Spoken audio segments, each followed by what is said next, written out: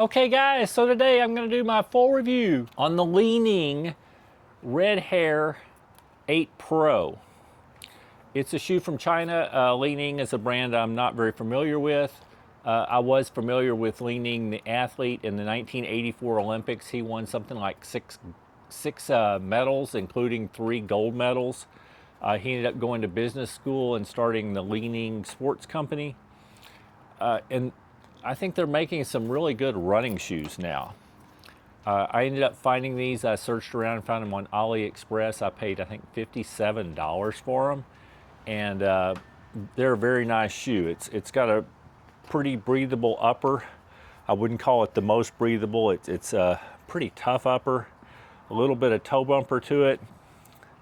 The laces lock in place well. It is a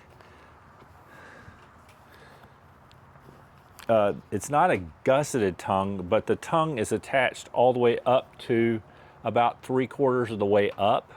So it really doesn't have much opportunity to move much.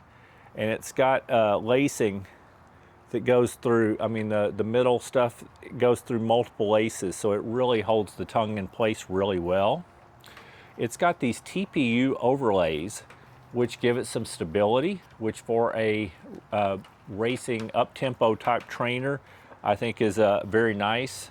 And it's on both sides, and it goes all the way around the back, so it actually gives it some security. It's got a fairly rigid heel counter, which really helps it lock into place. I would say it's moderately cushioned. It's even got a pull tab, even for a road shoe. They're calling the upper their boom fiber. The foam itself is called their boom foam, and I've had trouble finding exactly what it contains, but from the research I've done on the internet, I believe it is a beaded PIBA, and that's what it looks like, and that is what it feels like. It is a very bouncy feeling. It's not super squishy, but there is definitely some softness. There's plenty of cushion. But it bounces really well and is a very responsive shoe. I couldn't find the exact dimensions of the shoe either, but as best I can tell, again, from researching different sources on the internet, is it's probably about 35 in the heel and 27 or 28 in the forefoot. So it's either a 7 or 8 millimeter drop. It is fairly rockered in the front. Feels good. It has a insert in here. It's a little piece of TPU again that just it doesn't extend the whole thing, but it's just in the center there. It's not a plate, but it's kind of like a plate, but just a very short thing that helps give it some stability from side to side, and I think it does a good job. They use what they call GCR outsole. It's ground control rubber. And I've actually been happy with that. Now 70 miles in, and I am seeing a little bit of wear on my heel. I do tend to scrape my heel and wear down shoes, but it is not wearing down a lot faster than other shoes that I own. I think it'll still last pretty well. This may be a shoe that, in order to extend the life, that I add some shoe goo just to the corner of the heel, where I tend to scrape my heel quite a bit. Anyway, it's a very responsive ride. The shoes come in pretty light. I don't remember the exact dimensions that they quote for a men's size 9. I actually ended up going up to a men's size 12 because I was worried about the width of the forefoot, and I'm just so used to Ultra and Topo that have wide toe boxes. I would say this is a moderately wide toe box. It's not wide. It's not as wide as Ultra or Topo, but it is my medium-sized foot fits in it fine. And by me going up, I had to either choose. I usually wear an 11.5, and I either had to choose an 11 or a 12. They didn't have 11.5s available.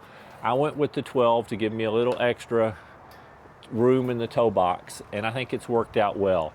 Now I definitely I think lengthwise they would fit true to size. It is a little long for me, but it's not bothering me out on the run at all. I've been primarily using these I've used them in slow runs. They work fine. I have used them primarily. I've been doing a lot of sub-threshold type workouts, I guess what they call the Norwegian singles, and these have been my shoe on most of those days. It's able to pick up the pace well. It feels really nice, very bouncy midsole. Anyway, if I didn't say that the weight of these is in a men's size 12, I'm getting 9.5 ounces or 267 grams, which is actually pretty light for a size 12, I do believe. So I would guess they're somewhere around 8.5 ounces in a men's size 9. But so far I'm really enjoying them. They've really held up well. For the price I paid for them, I think it was an incredible steal. But anyway, that's kind of my update at 70 miles on the Li-Ning Red Hare Pro 8 Pro. You can find them on Amazon. I think they're selling for a little over $100. You can sometimes find them cheaper on, like I said, AliExpress, but I don't know if they will ever be sold in the US or not, but as normal. But anyway, a good shoe at a good price, and I'm enjoying them. Just thought I'd give you the update. If you liked the video, please consider hitting the thumbs up, the like button. If you're interested in any more of my content, please consider subscribing to my channel. And other than that, I hope you're having a wonderful day, and keep moving.